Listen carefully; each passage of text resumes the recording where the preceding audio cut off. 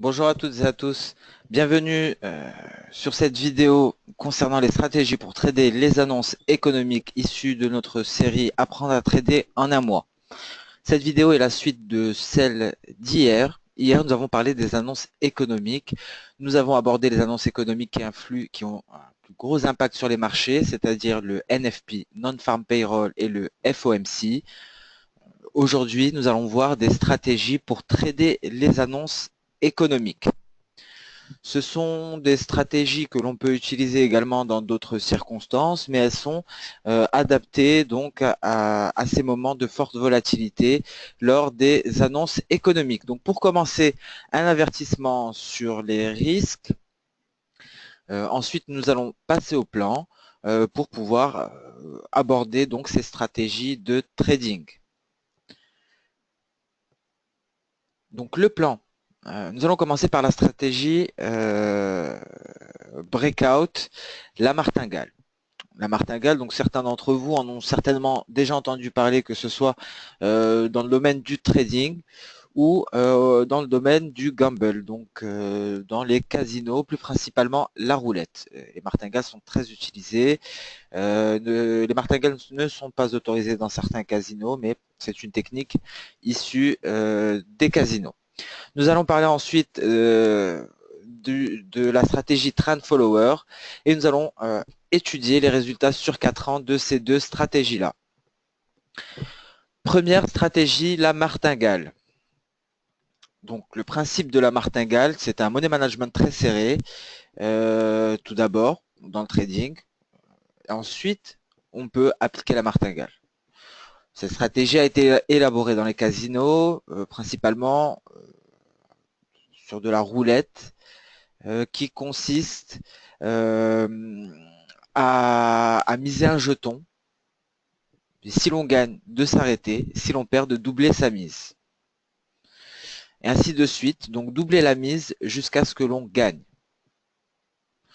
Voilà, donc concrètement, un joueur au casino va miser un jeton sur le noir. Si la couleur noire sort, dans ce cas-là, le joueur gagne un jeton et s'arrête de jouer. Il a doublé sa mise. Si le joueur perd, donc si le rouge sort, le joueur va doubler sa mise en jouant deux jetons sur le noir. Encore une fois sur le noir. Ainsi de suite jusqu'à ce qu'il remporte la partie. Donc concrètement, s'il gagne, il gagne deux jetons. S'il perd, il perd deux jetons et en mise 4, encore une fois sur le noir. S'il gagne, il va gagner 4 jetons. S'il perd, il en perd 4 et en mise 8 sur le noir. Et ainsi de suite. Donc concrètement, les gars vont éponger les pertes précédentes et il restera même un petit bénéfice à côté. Par contre, le fait de gagner un jeton pour avoir mis en jeu un jeton reprend un R3, donc un risk-reward ratio risque-rendement de 1. Étant donné que l'espérance de gain est égale à 1 et la perte potentielle, le risque est égal à 1. Donc ça nous fait un R3 est égal à 1. En trading, le mieux, c'est d'avoir un R3 est égal à 3. Justement, essayer d'avoir plus de 1, car 1, ce n'est pas suffisant. Donc nous allons imposer ce risque-reward ratio minimum de 3 dans nos stratégies de trading, ce qui augmentera considérablement nos chances de gain tout en appliquant le principe de la martingale au travers de l'utilisation de l'effet de levier. Concrètement, en termes de money management, ce que veut dire un R3 est égal à 3. Donc un stop loss qui serait égal à 5 pips et un take profit est égal à 15 pips. Nous avons ici un levier de 3. Pourquoi? Car nous avons un risque qui est égal à 5 et une espérance de gain qui est égale à 15. Dans ce cas-là, effectivement, nous avons un ratio risque-rendement qui est égal à 3, alors que lors de la théorie énoncée, théorie applicable donc sur la roulette en casino, le R3 était égal à 1. Dans le trading, il nous faut un R3 supérieur à 1, donc nous allons choisir un R3 égal à 3. Nous allons nous focaliser sur des paires de devises majeures, l'euro USD, la UD-USD et l'USD-Yen. Concrètement, concernant la gestion de position, nous allons prendre une position 10 secondes avant la sortie de l'annonce économique en fonction du consensus. Voilà, donc on va se baser sur le consensus. Je rappelle que le consensus, c'est le chiffre attendu par les investisseurs. Donc vous pouvez, je vous renvoie à la vidéo précédente sur les annonces économiques. Vous avez un calendrier économique que vous pouvez consulter sur le site fxm.fr et là vous avez accès donc au consensus, à l'impact de cette annonce économique, même vous avez accès aux chiffres précédents. Donc prendre une position 10 secondes avant la sortie de l'annonce économique en fonction du consensus. Explication. Si le cours évolue en notre faveur, la position sera clôturée en notre défaveur, pardon. La position sera clôturée en négatif de 5 pips, en dessous de notre prix d'entrée. Si le chiffre est en ligne avec le consensus, alors nous clôturons notre position due à l'incertitude sur la direction du cours. Donc voilà, si l'idée ici, c'est de sortir du marché, si le chiffre est égal ou extrêmement proche du consensus. Ça ne nous intéresse pas dans ce cas-là. Pourquoi? Car nous ne pouvons pas, nous n'avons pas assez d'éléments pour anticiper le cours. Voilà. En revanche, si le chiffre est différent du consensus, nous avons suffisamment d'éléments. Pour un compte de trading de 20 000 euros, nous prendrons donc une position de 60 000. C'est un effet de levier de 3. Comme nous l'avons indiqué. Donc, nous voulons un stop loss à 5 pips, un take profit à 15 pips et un leverage de 3. Donc, si j'ai un compte de trading à 20 000 euros, je prendrai des positions sur la trading station de 60K. Pour un compte de trading à 10 000 euros, je prendrai des positions à 30K. Pour un compte de trading à 5 000 euros, je prendrai des positions à 15K et ainsi de suite. Trade gagnant, nous clôturons la position et nous resterons sur un effet de levier de 3 pour notre prochain trade. Trade perdant, nous utiliserons un effet de levier de 6 pour une position de 120 000. Si le trade est toujours perdant, l'effet de levier sera de 9. On continuera ce procédé et on augmentera le levier de 3 en 3 jusqu'à ce que l'on soit gagnant. Donc rappelez-vous, concernant le gambling sur la roulette, l'idée était d'augmenter les jetons. Donc là, c'est similaire. On va augmenter notre mise à chaque fois. Concrètement, on va la doubler. Exactement le même principe que pour la roulette. On a commencé avec un jeton. Si l'on perd 2 jetons, si l'on perd 4 jetons, 8 jetons, 16 jetons, 32 jetons, 64 jetons et ainsi de suite jusqu'à ce que l'on gagne. Là, c'est la même chose. 60K, 120K, 240K, 480K et ainsi de suite. Bien entendu, cela nécessite d'avoir un capital assez important pour pouvoir tenir justement la martingale sur le long terme. Donc voilà comment cela se fait, ne pas toucher à son money management. L'ajustement de la martingale se fera sur l'effet de levier. Le money management sera inchangé avec un R3 qui est égal à 3. Nous allons donc garder un stop loss à 5 pips et un take profit à 15 pips. Donc concrètement, pour la martingale, l'ajustement se fera sur le volume des positions qui sera doublé à chaque fois. Rappelez-vous l'exemple du casino et de la roulette. Nous commençons avec un jeton, nous allons doubler 2 jetons, 4 jetons et ainsi de suite. Même principe pour cette stratégie de trading. Et grâce à notre bon money management, on aura maximisé nos gains en appliquant la technique de la martingale avec un ratio R3 est égal à 1 pour 3. Deuxième stratégie, le trend follower. C'est une stratégie qui est basée sur un système de suivi de tendance et d'une utilisation d'un stop loss suiveur fixe de 5 pips en verrouillant nos gains en cas d'évolution favorable du cours. Donc je vous rappelle que vous avez la possibilité de mettre en place des stop loss suiveurs fixes ou dynamiques. Lorsque le stop loss suiveur est dynamique, l'ajustement du stop loss se fera pips par pips. Lorsque le stop loss suiveur sera fixe, l'ajustement se fera selon une certaine variation donnée, selon ce que l'on appelle un pas. C'est-à-dire que le stop loss ne s'ajustera pas jusqu'à ce qu'il y ait une variation égale au pas que l'on a fixé. Dans ce cas-là, nous allons mettre un stop suiveur fixe de 5 pips. Donc concrètement, le stop loss s'ajustera pour toute évolution des cours de 5 pips. Voilà comment cela fonctionne. Si l'évolution des cours est de 4 pips, le stop suiveur ne va pas s'ajuster. Il ne s'ajustera que lorsque l'évolution sera égale à 5 pips. Donc voilà, configuration, stop loss 5 pips, take profit 15 pips, levier de 3 sur ces taux de change là, comme avant. Euro-USD, AUD-USD, USD-Yen.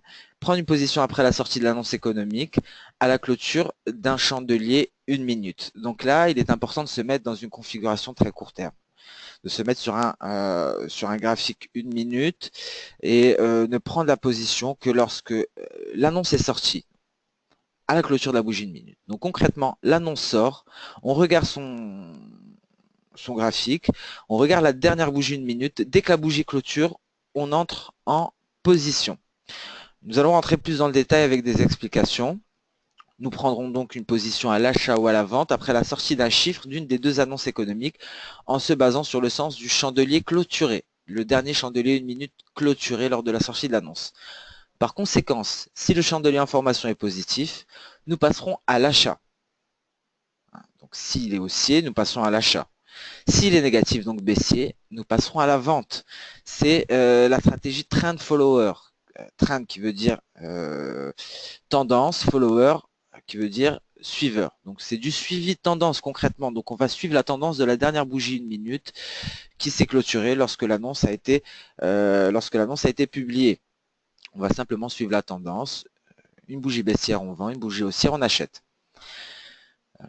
Donc voilà, le levier utilisé sera le même que celui de la première stratégie, c'est-à-dire un risk-reward ratio est égal à 3, basé sur une martingale commençant à un levier de 3 et augmentant de 3 en 3 si les trades sont perdants. La clôture de la position s'effectuera manuellement grâce à l'utilisation d'un RSI par exemple. Lorsqu'il coupera par le bas la zone 50 de l'indicateur, nous clôturerons manuellement une position d'achat. Inversement, lorsque le RSI coupera par le haut la zone des 50 de l'indicateur, nous clôturerons manuellement une position de vente. Voilà pour le trend follower. Donc à présent, vous avez deux stratégies trading pour les annonces économiques. Vous avez la martingale et vous avez le trend follower à tester en démonstration. Bien entendu, vous pouvez affiner, peaufiner ces stratégies-là. Vous pouvez même en modifier le money management pour augmenter votre risk-reward ratio, par exemple.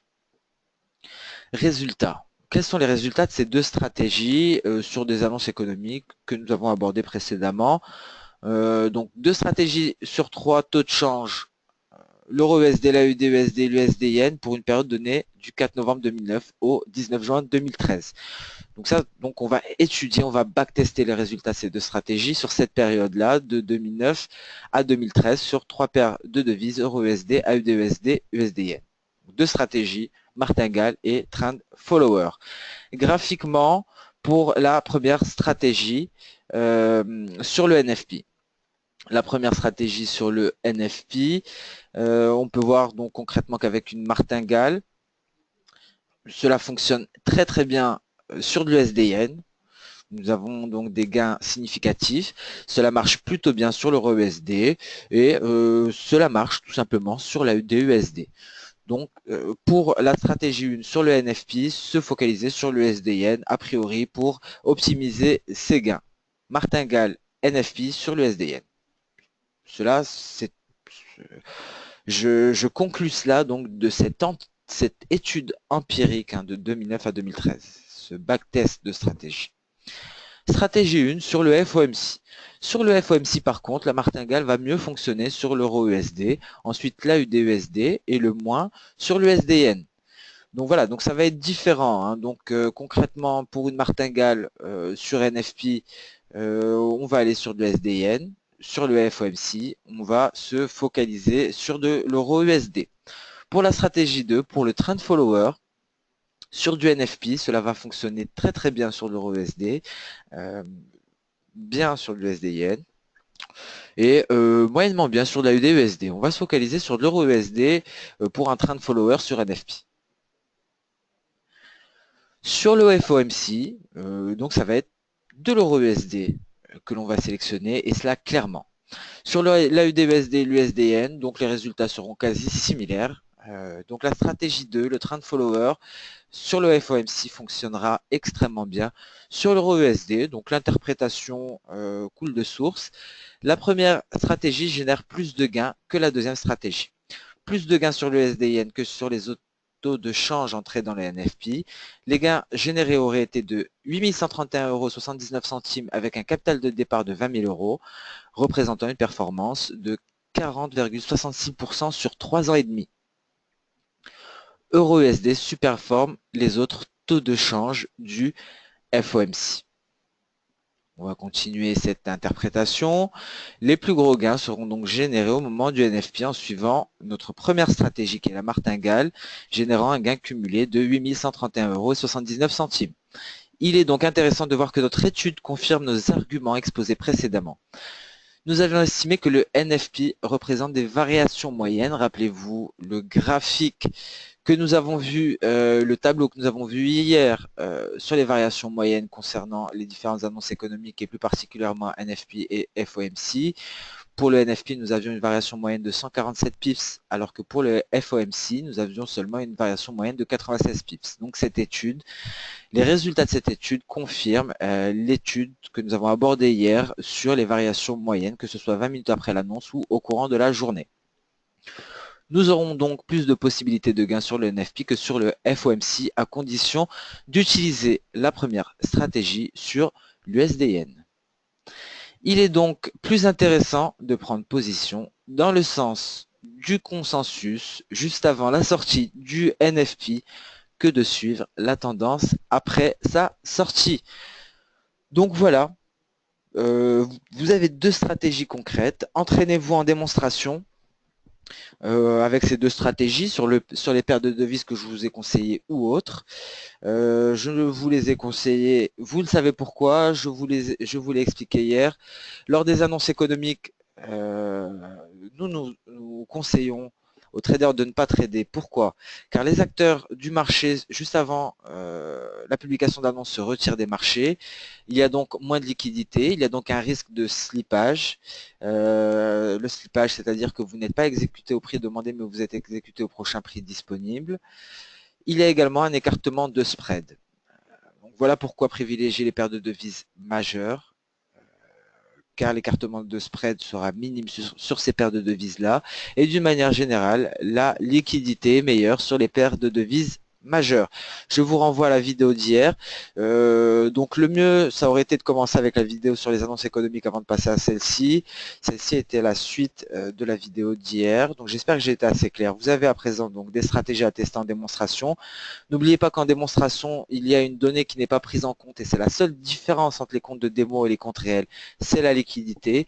Donc en démonstration, il n'y aura pas de slippage, contrairement en compte réel. Je répète, la seule différence entre un compte de démonstration et un compte réel est cette liquidité qui ne sera pas prise en compte en démonstration. Donc faites vos tests en démonstration avec ces stratégies sur les annonces économiques, mais n'oubliez pas qu'il y a le facteur de liquidité qui n'est pas pris en compte.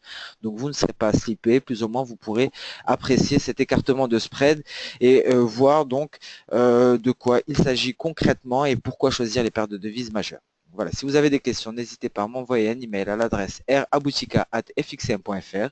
Vous pouvez également me contacter sur Facebook, sur ma page Facebook, ou m'appeler directement par téléphone dans les locaux FXM France au +33 1 84 88 31 96. Merci à toutes et à tous pour votre attention et je vous dis à demain pour une nouvelle vidéo.